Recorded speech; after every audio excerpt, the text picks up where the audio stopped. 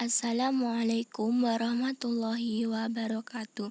Nama saya Husnul Khotimah, kelas 10 IPS 4 absen 12 dari SMA Negeri 1 Asem Bagus. Saya akan menjelaskan tentang reproduksi pada virus. Reproduksi virus dibagi menjadi dua siklus, yaitu siklus litik dan siklus lisogenik. Siklus litik adalah siklus reproduksi virus yang pada akhirnya menyebabkan kematian sel inang.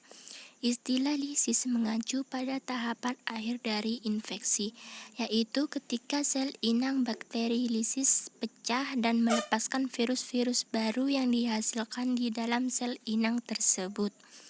Virus yang hanya dapat bereplikasi melalui siklus litik disebut dengan virus virulen.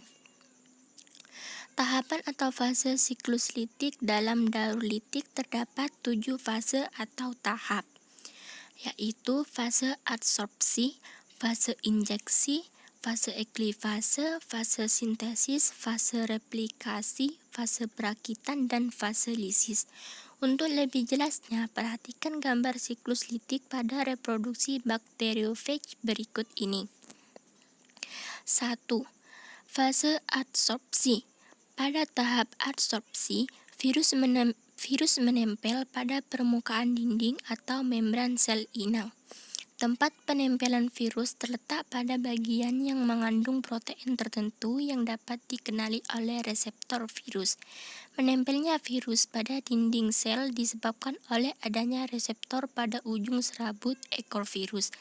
Daerah tempat penempelan virus tersebut dinamakan daerah reseptor site atau reseptor spot. 2. Fase injeksi. Pada tahap ini, virus melakukan penetrasi pada dinding atau membran sel dan masuk ke dalam sitoplasma atau hanya memasukkan materi genetik DNA atau RNA ke dalam sel inang dengan kapsid tetap berada di permukaan dinding atau membran sel inang. Pada sel tumbuhan yang mempunyai dinding sel kaku, masuknya virus ke dalam sel inang dilakukan dengan bantuan serangga ketika memakan bagian tumbuhan. Virus hewan juga dapat masuk ke dalam sel inang melalui proses fagositosis. Fagositosis adalah proses yang digunakan oleh sel untuk menelan dan kemudian mencerna partikel nutrisi atau bakteri. 3. Fase eklivase. Pada fase ini, setelah bercampur dengan sitoplasma inang, DNA virus mengambil alih kendali DNA inang. Materi genetik virus akan mengendalikan segala proses di dalam sel inang. Di sini, materi genetik yang dibawa oleh virus digunakan untuk memproduksi protein yang diperlukan oleh virus. 4. Fase sintesis. Setelah virus berhasil mengendalikan seluruh aktivitas sel inang, selanjutnya virus akan menggunakan sistem metabolisme sel inang untuk menghasilkan komponen-komponen virus seperti kapsid, ekor, serabut ekor, dan kepala. 5. Fase replikasi. Komponen-komponen virus yang sudah terbentuk pada tahap sintetis kemudian direplikasi atau digenakan dalam jumlah yang sangat banyak. Proses replikasi komponen-komponen virus ini menggunakan protein serta DNA dan RNA dari sel inang yang sudah dikuasai oleh virus. 6. Fase perakitan. Pada tahap ini, kapsid virus yang masih terpisah-pisah antara kepala, ekor, dan serabut ekor akan mengalami proses perakitan menjadi kapsid yang utuh. Kemudian, kepala yang sudah selesai terbentuk diisi dengan DNA virus sehingga terbentuklah virus baru yang telah utuh. Proses ini dapat menghasilkan virus-virus baru sejumlah 100-200 buah. 7. Fase lisis. Setelah terbentuk virus-virus baru yang sempurna, maka induk virus akan mengeluarkan enzim lisozim untuk menghancurkan sel inang yang kemudian diikuti dengan pelepasan virus-virus baru. Virus-virus baru ini kemudian akan mencari sel lain untuk kemudian menginfeksinya dan melanjutkan siklus hidup mereka. 2. Siklus lisogenik. Siklus Lisogenik merupakan siklus reproduksi atau replikasi genom virus tanpa menghancurkan sel inang. Dengan kata lain, bakteriofage akan membaur dengan sel inang dengan membentuk profage, sehingga sel inang tidak terlisis atau rusak setelah akhir masa inkubasi virus. Dalam daur lisogenik, proses replikasi virus akan mengikuti pembelahan sel bakteri.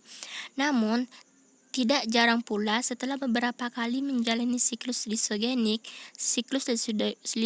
dapat berubah menjadi siklus litik dan kembali menjalani tahap lisis yang merusak.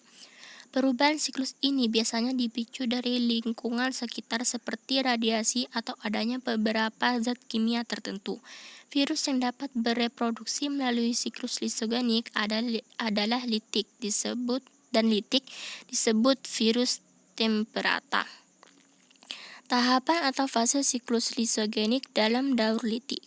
Terdapat 10 fase atau tahap, yaitu fase adsorpsi, fase injeksi, fase penggabungan, fase pembelahan, fase pemisahan, kemudian masuk ke siklus litik yaitu fase eklifase, fase sintesis, fase replikasi, fase perakitan, dan fase lisis. Untuk lebih jelasnya, perhatikan gambar siklus lisogenik pada reproduksi bakteriofage berikut ini.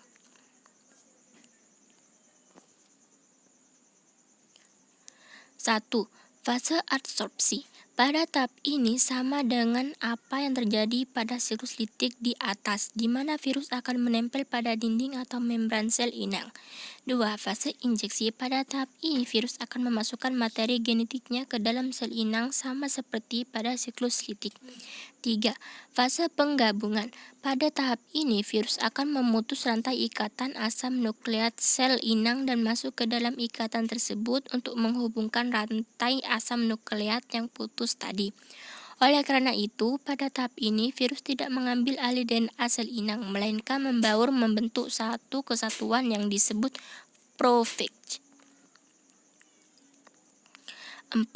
Fase pembelahan. Pada fase ini, profage yang sudah terbentuk hanya akan bereplikasi ketika DNA sel inang bersintesis dan melakukan pembelahan sel. Profage ikut membelah ketika DNA inang bereplikasi, sehingga jumlah profage akan sama dengan jumlah DNA inang. Dengan teknik ini, virus tidak akan merusak sel inang, melainkan hanya berintegrasi dan mensubstitusi beberapa bagian DNA sel inang.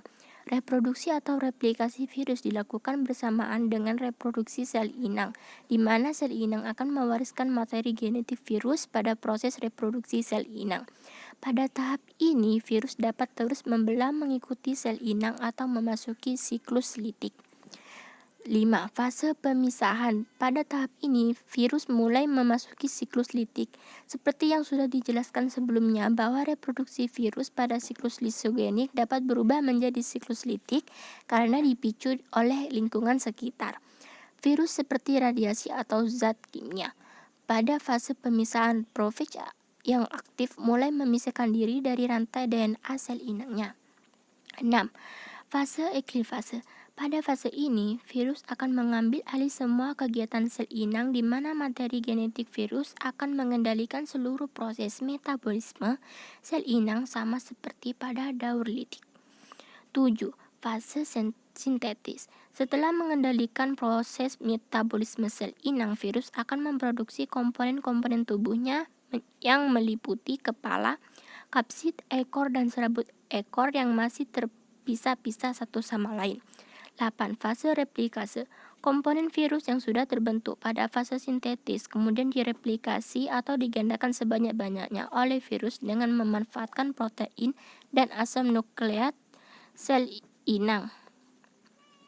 9. Fase perakitan. Sama seperti siklus litik, pada siklus lisogenik, virus akan mulai merakit tubuh mereka dari komponen-komponen yang sudah terbentuk pada fase sintetis dan replikasi dan mulai memasukkan asam nukleat DNA atau RNA ke dalam kapsid yang telah terbentuk.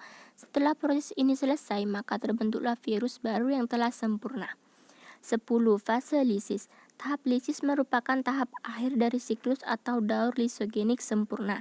di mana virus-virus mulai dibebaskan dari sel inangnya secara eksplosif dengan menggunakan enzim lisozim yang digunakan untuk menghancurkan sel inang. Demikianlah artikel tentang cara reproduksi virus dengan daur litik dan daur lisogenik. Semoga dapat bermanfaat untuk Anda. Sekian, terima kasih. Jika ada tutur kata atau penulisan yang salah, saya minta maaf yang sebesar-besarnya. Wassalamualaikum warahmatullahi wabarakatuh.